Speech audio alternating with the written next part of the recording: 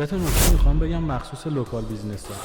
اول از همه اینکه سایز کمپینتون رو باید درست انتخاب بکنید. برعکس کمپینایی که در سطح کشور، ایالت یا استان انجام میشه، شما باید آدینستون یه جوری انتخاب بکنید که کوچیک‌تر باشه. حالا دومین نکته اینه که درسته که باید سایز آدینس رو باید کوچیک نگه داریم، ولی در عین حال خیلی نباید اونو کوچیکش کنیم.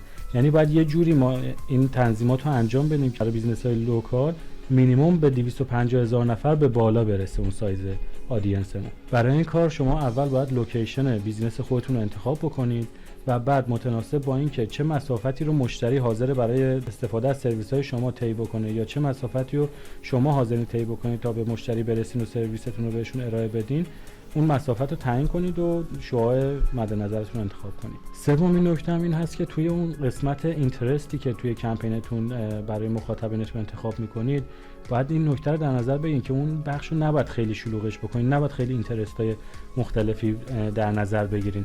بذارین براد باشه، بذارین خود فیسبوک در واقع تصمیم بگیره که به کیا نشون بده، کمپین‌های مختلفی رو تست بکنه، آدینس‌های مختلفی رو تست بکنه تا بتونه بهترین مخاطب رو برای شما استفاده بکنه.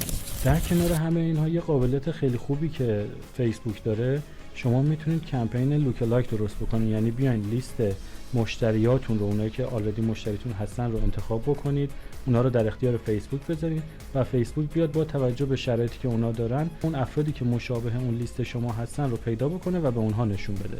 این خیلی قابلیت خوبیه که فیسبوک داره. حالا اگر سختتونه که این تنظیمات رو بخواید انجام بدین یا دوست دارین که ما براتون این تنظیمات رو انجام بدیم، میتونید به من دایرکت بدین، من کمکتون بکنم.